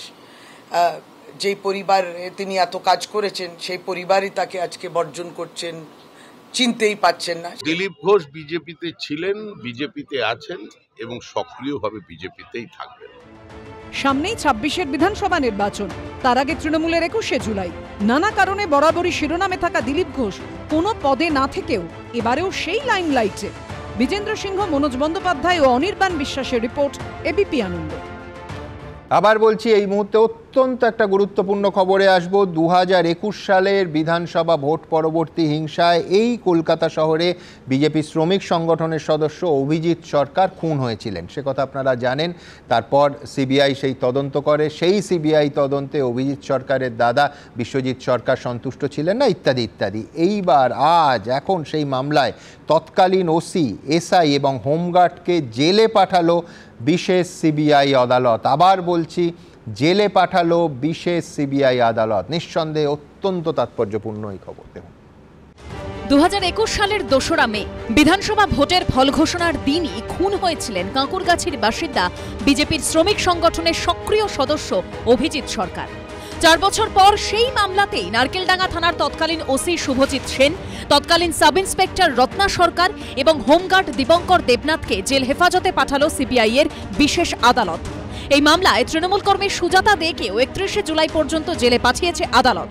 একটা খুন হবার পরেই যেই থানার ওসির নামে কমপ্লেন, তাকে কাস্টাডি নেওয়া হলো না, তার বিরুদ্ধে কোনো পুলিশ থেকে, কলকাতা পুলিশ থেকে, তখন তো কলকাতা পুলিশ ছিল, সিবিআই ছিল না, তারা কোনো পদক্ষেপ করলো না, উল্টে তাকে পদোন্নতি দিয়ে দিল। এরা খুনের সঙ্গে যুক্ত। সম্প্রতি এই মামলায় সিবিআই যে সাপ্লিমেন্টারি চার্জশিট দেয় তাতে এই পুলিশ কর্মীদের নাম ছিল। সিবিআই এর চার্জশিটে নারকেলডাঙ্গা থানার তৎকালীন ওসি শুভজিৎ সেন, তৎকালীন সাব ইন্সপেক্টর রত্না সরকার এবং হোমগার্ড দীপঙ্কর দেবনাথের বিরুদ্ধে ষড়যন্ত্রে অংশ নেওয়া, ঘটনা ধামাচাপা দেওয়া ও তথ্য প্রমাণ লোপাটের চেষ্টার অভিযোগ আনা হয়। শুক্রবার ব্যাংকশাল কোর্টে হাজিরা দেন নারকেলডাঙ্গা থানার তৎকালীন 2 পুলিশ আধিকারিক ও 1 পুলিশ কর্মী। শুনানিতে পুলিশকে উদ্দেশ্য করে সিবিআই আদালতের বিচারক রোহন সিনহা বলেন, রক্ষকই যদি ভক্ষক হয় তাহলে সমাজ কি করবে? সমাজ অর্থাৎ আপনি আমি। বিশ্বজিৎ সরকার যেভাবে তার দাদা যেভাবে পার্সু করেছে তার ফলে কিন্তু আজকে এই রেজাল্টটা হয়েছে। যে প্রাইম অ্যাকিউজ তাকে এত বছর লাগলো তাকে ধরতে, খালি তাই না, ধরার জন্য যে ট্রায়ালটা তো অ্যাবসকন্ডিং ওটা ফাইল ফর দ্য প্রেজেন্ট করে তো ট্রায়ালটা তো সঙ্গে সঙ্গে চালু করতে পারতো। ব্যাংকশাল কোর্টে সিবিআই এর বিশেষ আদালতের বিচারক রোহন সিনহা নারকেলডাঙ্গা থানার তৎকালীন ওসি শুভজিৎ সেনের আইনজীবীর উদ্দেশ্যে বলেন, আপনার মক্কেল ওসি থেকে কবে এসিপি হলেন? এই ঘটনার 19 দিন পরে প্রমোশন পেলেন। আমি এই বিষয়ে মন্তব্য থেকে বিরত থাকছি, শুধু বলছি যে ওই দুর্ভাগ্যজনক ঘটনার 19 দিন পর প্রমোশন পেয়েছেন। তবে যে কোনো প্রমোশনকে পুরস্কার হিসেবেই দেখা হয়। জবাবে নারকেলডাঙ্গা থানার তৎকালীন ওসি শুভজিৎ সেনের আইনজীবী বলেন, গত 4 বছরে প্রভাব খাটানোর কোনো অভিযোগ সামনে আসেনি। বিচারক জানতে চান, চার্জশিট দাখিলে দেরি কি প্রভাব খাটানো নয়?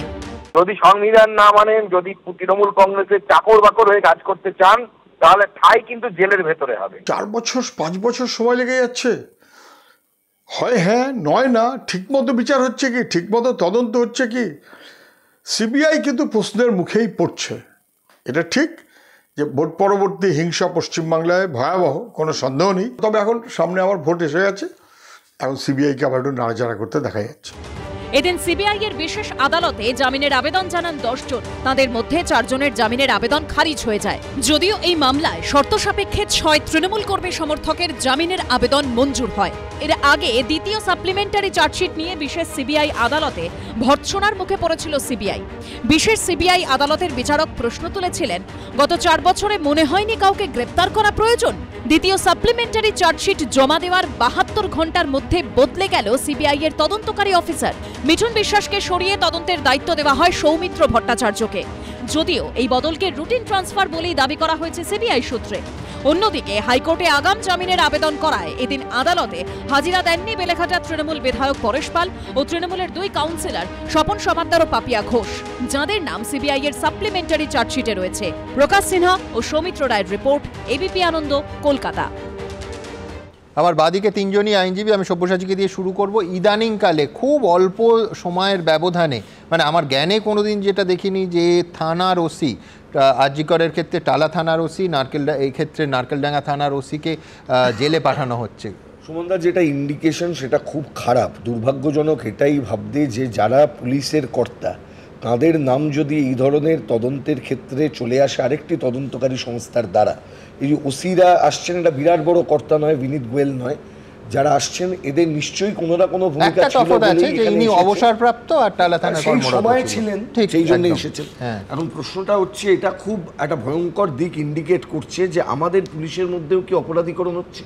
পুলিশের মধ্যে একটি অংশ আমরা দেখেছি, বিশেষত তিলোত্তমার ঘটনার পর অভিযোগ ছিল পুলিশ ট্যাম্পারিংয়ের ক্ষেত্রে যুক্ত হয়ে পড়েছেন। এক্ষেত্রেও নিশ্চিতভাবে এই ধরনের অভিযোগ ছিল, পুলিশ প্রোটেকশন দিতে আসছেন না।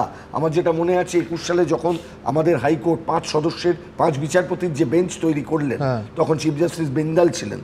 সেই বেঞ্চ তৈরি করার পর সেই বেঞ্চ কিন্তু এই রায় দিয়েছিলেন। ইনফ্যাক্ট কিছুদিন আগে নিওয়ালিপুর থানায় 4 জন এসআইকে সাসপেন্ড করা হয়েছে এবং রাজ্য পুলিশ তদন্ত করার পর করেছে যে তারা 30টা গাড়ি ভাঙচুর করেছিলেন, লরি ভাঙচুর করেছেন তোলাবাজির অভিযোগে। কালকে 12 লাখ রাজ্য পুলিশই ব্যবস্থা নিয়েছে। একজন চাকরি দেব বলে পয়সা নিয়েছিলেন, কালকে একটা খবর দেখলাম কোন পুলিশ চাকরি নেবার জন্য। কিন্তু আমি মুদ্রার উল্টো পিঠটাও সমানভাবে দেখাই, সেটা হচ্ছে এরাম নয় তো যে এই ওসিদের বা নিচুতলার অফিসারদের এক্স্যাক্টলি স্কেপগোট করা হচ্ছে, বলির পাঁঠা করা হচ্ছে, অন্যরা পার পেয়ে যাচ্ছে, এরাম নয় তো?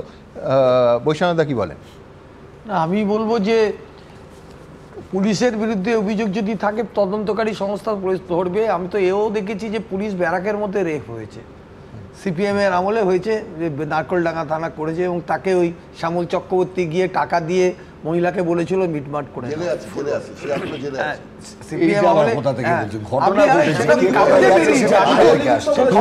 আপনি কোন দল? আমি আপনার সঙ্গে সব থেকে যেটা গোলমেলে ব্যাপার সেটা হচ্ছে যে এই সময় পুলিশ প্রশাসন, তৃণমূল কংগ্রেস এবং দুষ্কৃতী, এই পুরো জিনিসটার মধ্যে যে ফাঁক, মানে যে ছাড় থাকা উচিত, সেটা মিলেমিশে একাকার হয়ে গেছে। আমি একটি মামলা, একদম এই যে টালা থানার কথা বলা হচ্ছে, ওই মামলার আগে একটি মামলা হয় শিয়ালদা কোর্টে। পুরো জিনিসটায় সন্দীপ ঘোষের বিরুদ্ধে, নাম করেই বলছি, সন্দীপ ঘোষের বিরুদ্ধে একটি মামলা আসে এসিজেএম এর ঘরে, লার্নেড এসিজেএম এর ঘরে, যে এই দুর্নীতি হয়েছে ইত্যাদি তদন্ত করা দরকার। সেখানে পুরোপুরি ক্লিন চিট দেওয়ায় কিরমভাবে সুমনদা, সেটা শুনলে অবাক হতে হবে। টালা থানার ওসি একজনকে তার সাবঅর্ডিনেটকে পাঠিয়েছেন একটা 4 পাতার রিপোর্ট দিয়ে, সেই রিপোর্টে সার্টিফাইড কপিও আছে এবং এখনও মামলা বিচারাধীন। সেখানে উনি বলছেন যে আমরা ওনাকে জিজ্ঞেস করেছি, মানে যিনি অ্যাকিউজড তাকে গিয়ে জিজ্ঞেস করেছেন যে এইগুলো কি হয়েছে, তিনি বলেছেন না হয়নি, তাই জন্য আমরা ক্লিন চিট দিচ্ছি, এফআরটি দিয়ে দিচ্ছি। কিন্তু উল্টোটাও বলো, সেটা হচ্ছে যে টালা থানার ওসিকে আরজিকর সংক্রান্ত যে ঘটনায় অভিযুক্ত করা হলো, সেই ঘটনা যদি ঘটে থাকে, আমি তর্কের খাতিরে ধরছি, সেটা কি তিনি নিজের ইচ্ছে করছেন? নির্দেশ কোথা থেকে পেলেন? সেইখানে কেন তদন্তকারী অফিসাররা, তদন্তকারী এজেন্সি কেন উঠবে না? শুধু ওসিতে আটকে কেন থাকে? আবার বলছি, স্টেপ বোর্ড বা বলির পাঠা করা হচ্ছে না তো? বলির পাঠা তো হচ্ছেই। তার কারণ হচ্ছে, কোনটাকে বলবো সুমনদা, টালা থানার ঘটনার পরে যে আরজিকরের ঘটনা হলো, সেখানে একজন আরো বড়, মানে একতারা, দোতারা, তিনতারা সব তারা থাকে তো পুলিশ অফিসারদের, একজন মহিলা পুলিশ অফিসার, তিনি বললেন আঙুল দেখিয়ে, মনে আছে আপনারা দেখাচ্ছিলেন, অমুকে হচ্ছেন ফিঙ্গারপ্রিন্ট বিশেষজ্ঞ, পরে দেখা গেল তিনি নন। একদম ঠিক বলছেন। এই প্রশ্ন উঠবে বিরুদ্ধে বিরুদ্ধে একটি ভিকটিমের নাম প্রকাশ করে দেবার অভিযোগ ছিল, কিন্তু আমার পাশাপাশি প্রশ্ন থাকবে, সেটা হচ্ছে যে আমি বলছি যে 60 দিনের মধ্যে চার্জশিট প্লেস না করায় জামিনও তো পেয়ে গেলেন। আমি বলছি কে তদন্ত করছিল? সিবিআই যোগ হবে তো এই তালিকায়? শুনুন, যেটা একটা প্রশ্ন অত্যন্ত গুরুত্বপূর্ণ যেটা আপনি বললেন, সেটা হচ্ছে যে প্রশাসনের রাজনীতিকরণ যদি হয়, তাহলে কিন্তু প্রশাসনের অত্যন্ত দায়িত্বশীল যারা আছেন তারা বিপদে পড়তে বাধ্য। অর্থাৎ প্রশাসন, তৃণমূল কংগ্রেস বা বিজেপি, তারা যখন শাসক তাদের একটা রোল আছে, আবার তারা যখন রাজনৈতিক দল করছে তাদের একটা রোল আছে। কিন্তু ভারতবর্ষের ক্ষেত্রে বারবার এই প্রশ্ন সিবিআইডি নিয়ে উঠেছে, পশ্চিমবঙ্গেও এই প্রশ্ন উঠছে। এটা একটা রাজনৈতিক বড় প্রশ্ন যে একটা রাজনৈতিক দল তাদের থেকে প্রশাসনকে কতটা আলাদা রাখবে, সেটাই সংসদীয় গণতন্ত্রে আমাদের চাহিদা, কিন্তু সেটা পূরণ হচ্ছে না।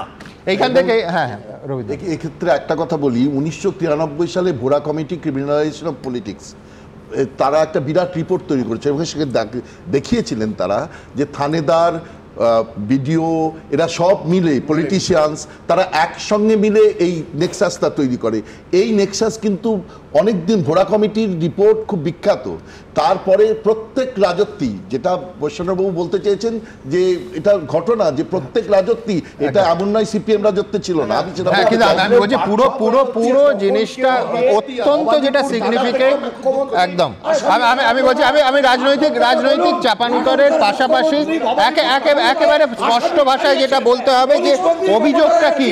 আমি বলছি প্রত্যেক নাগরিকদের কাছে অত্যন্ত আশঙ্কা, সেটা হচ্ছে যে পুলিশ কর্মী বা অফিসার তিনি যে স্তরেই হন না কেন, উচ্চ স্তরে হলে আরো চিন্তার। আজকে অভিযোগটা উঠলো খুনের মামলায় যুক্ত থাকার এবং তথ্য প্রমাণ লোপাটের। আমি বলছি ঠিক যেটা পুলিশের বাধা দেওয়ার কথা, উদ্ধার করার কথা, সেই কাজে অভিযুক্ত হতে পারেন পুলিশ। আমি এইখান থেকে আমার পরের প্রতিবেদন 21শে জুলাই আগামী সোমবার, নিঃসন্দেহে আজকে কলকাতা হাইকোর্টের কি বলেন সেই দিকে নজর ছিল সবার। মাননীয় বিচারপতি তীর্থঙ্কর ঘোষ তিনি বেশ কিছু শর্ত বেঁধে দিলেন। কি সেগুলো দেখুন। 21শে জুলাই তৃণমূলের মহাসমাবেশের দিন সকাল 9টা থেকে 11টা পর্যন্ত কলকাতায় যেন কোনো যানজট না হয়। কলকাতা হাইকোর্ট থেকে 5 কিলোমিটারের মধ্যে যেন সাধারণ মানুষের অফিস যেতে কোনো অসুবিধে না হয়, কলকাতা পুলিশকে তা নিশ্চিত করতে হবে। শুক্রবার এমনই কড়া নির্দেশ দিল কলকাতা হাইকোর্ট। 21শে জুলাই সোমবার তৃণমূলের মেগা কর্মসূচি, প্রধান বক্তা মমতা বন্দ্যোপাধ্যায়। ইতিমধ্যেই জেলা থেকে কলকাতায় আসতে শুরু করেছেন তৃণমূল নেতাকর্মীরা। 21শে জুলাই কলকাতা কার্যত মিছিল নগরী হয়ে ওঠে। এর জেরে ব্যাপক যানজটের আশঙ্কায় কলকাতার পুলিশ কমিশনারকে চিঠি দেন আইনজীবীদের একটি সংগঠন। অভিযোগ সেই চিঠির কোনো উত্তর আসেনি।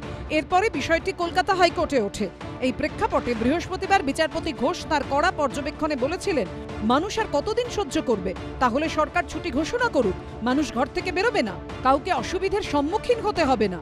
এরপর শুক্রবার দ্বিতীয় শুনানিতে বিচারপতি তীর্থঙ্কর ঘোষ নির্দেশ দিলেন 21শে জুলাই অর্থাৎ সোমবার সকাল 8টা পর্যন্ত মিছিল করা যাবে। তারপর আর কোনো মিছিল কলকাতায় ঢুকতে পারবে না। সকাল 9টা থেকে 11টা পর্যন্ত কলকাতার কোথাও যেন যানজট না হয় তা পুলিশকেই নিশ্চিত করতে হবে। আবার সকাল 11টার পর মিছিল যেমন এগোয় তেমনই এগোবে। রাজ্যে বিধানসভা নির্বাচনের আগে এবার 21শে জুলাই সপ্তাহের প্রথম দিন, সোমবার, কাজের দিন। সেই 21শে জুলাই নিয়ে এবার হাইকোর্ট বিধিনিষেধ আরোপ করলো। আমরা যেখানে দাঁড়িয়ে আছি, পিছনে সেন্ট্রাল অ্যাভিনিউ, ডান দিকে পার্ক স্ট্রিট, বাঁদিকে লেনিন সরণি, এসএন ব্যানার্জি রোড, ডান দিকে ব্রেবন রোড, বিভিন্ন জায়গা থেকে, বিভিন্ন এলাকা থেকে, রাস্তা থেকে মানুষ কার্যত ভিড় করে মিছিল করে এখানে এসে জড়ো হন। সেক্ষেত্রে পুলিশের সামনে এবার সবচেয়ে বড় চ্যালেঞ্জ। এটা একটা শহীদ দিবস, যেটা পালন করার অধিকার সেই শহীদদের যারা সম্মান দেয় তাদের আছে। সেই শ্রদ্ধাকে রেস্ট্রিকশন করা যায় না। হাজার হাজার লাখ লাখ মানুষ যখন আসবে, এটা কোনো দলের কথা নয়, এটা মানুষের আবেগের কথা। এদিন বিচারপতি তীর্থঙ্কর ঘোষ আরও বলেন, যান নিয়ন্ত্রণের সিদ্ধান্তের ক্ষেত্রে কলকাতার পুলিশ কমিশনারের আরও বেশি যুক্তিসঙ্গত হওয়ার প্রয়োজন ছিল। বেশ কিছু রাস্তার কথা বলা আছে, যেগুলো বন্ধ করলে উত্তর কলকাতা বন্ধ হয়ে যাবে। তখন অ্যাডভোকেট জেনারেল বলেন, যান চলাচল বন্ধের কথা বলা হয়নি, নিয়ন্ত্রণ করার নির্দেশিকা দেওয়া হয়েছে। বিচারপতি বলেন, হ্যাঁ, গাড়ির গতি কমতে কমতে শূন্য হয়ে যাবে। এই যে ট্রাফিক কনজেশন হবে না, সেই অ্যাসুরেন্স কলকাতা পুলিশ গতকাল রাত্রে আমাদেরকে ইমেলে জানিয়েছে, আজকে আদালতে জানিয়েছে। তৃণমূলের পক্ষে যিনি আইনজীবী ছিলেন তিনিও আদালতকে সেই নিশ্চয়তা দিয়েছেন, এবং আশা করব যে সকাল 11টা পর্যন্ত যে নির্দেশ কলকাতা হাইকোর্ট দিয়েছে সেই নির্দেশ মেনে যাতে কোনো ট্রাফিক কনজেশন না হয় সেটা নিশ্চিত করবে, যাতে সবাই নিশ্চিন্তে অফিস যেতে পারে, স্কুলে যেতে পারে, বা আদালতের লিটিগ্যান্টস আইনজীবীরা তারা আসতে পারেন। 21শে জুলাই শুধুমাত্র বাংলার মুখ্যমন্ত্রী এবং তৃণমূলের একটা শক্তি প্রদর্শনের উৎসব। সেখানে পিকনিক হবে, কোটি কোটি টাকা খরচ হবে, সারা রাজ্য থেকে লোক যাবে, থাকা খাওয়া, কি খাবে, কখন খাবে, সকালে কেমন, বিকেলে কেমন, তার মেনু কেমন, এইসব চলবে এখন। অ্যাডভোকেট জেনারেল কিশোর দত্ত বলেন, প্রধানমন্ত্রীর সফর অথবা ব্রিগেডের সভাতেও একই ধরনের বিধিনিষেধ পুলিশ আরোপ করে। দুর্ভাগ্যজনকভাবে আদালতকে এটা বোঝানোর চেষ্টা হচ্ছে যে কলকাতা পুলিশ বা রাজ্য প্রশাসন শাসক দলের নির্দেশে রাস্তা আটকে মানুষের অসুবিধে তৈরি করছে। তখন মামলাকারীর আইনজীবী বলেন, 2 মাস আগে মাত্র 200 জনকে নিয়ে কর্মসূচির অনুমতি চাওয়া হয়েছিল, কিন্তু যানজট এবং মানুষের অসুবিধার যুক্তি দিয়ে সেই অনুমতি দেয়নি পুলিশ। এরপর বিচারপতি বলেন, কলকাতা পুলিশের দক্ষতা নিয়ে তার কোনো সন্দেহ নেই, সেই কারণে নির্দিষ্ট কিছু ক্ষেত্র ছাড়া তদন্তভার কেন্দ্রীয় সংস্থাকে তিনি দেন না। শুক্রবার আদালতে 21শে জুলাইয়ের কোনো পুলিশি অনুমতিপত্র পেশ করতে পারেনি রাজ্য সরকার। যদিও রাজ্য সরকারের আইনজীবী মৌখিকভাবে দাবি করেন তাদের কাছে পুলিশের দেওয়া অনুমতিপত্র রয়েছে। সৌভিক মজুমদার, কৃষ্ণেন্দু অধিকারী ও অনির্বাণ বিশ্বাসের রিপোর্ট, এবিপি আনন্দ। দেখুন, তিনি আজ প্রধানমন্ত্রীর মঞ্চে ছিলেন না, কিন্তু তাকে নিয়ে জল্পনা কল্পনার বিন্দুমাত্র কমতি নেই। তিনি দিলীপ ঘোষ। রাজ্য বিজেপির শীর্ষ নেতারা যখন দুর্গাপুরে প্রধানমন্ত্রীর জনসভায়, তখন রাজ্য থেকে 1100 কিলোমিটার দূরে দিল্লিতে জেপি নাড্ডার সঙ্গে একান্ত বৈঠক করলেন রাজ্য বিজেপির প্রাক্তন সভাপতি। যদিও কি নিয়ে কথা তা নিয়ে একটি শব্দও খরচ করেননি দিলীপ ঘোষ, শুধু বলেছেন খুব গল্প হয়েছে। তাহলে রাজনীতির হিসেবের খাতায় অন্যরকম কিছু অঙ্ক কষা হচ্ছে, তা আমরা জানি না। কিন্তু এই সমস্ত জল্পনা কল্পনা নিয়ে অ্যানিমেশনে একটু রসিকতা করেছি বলে আবার কেস দেবেন না প্লিজ। দেখুন, কেস দেবেন না প্লিজ।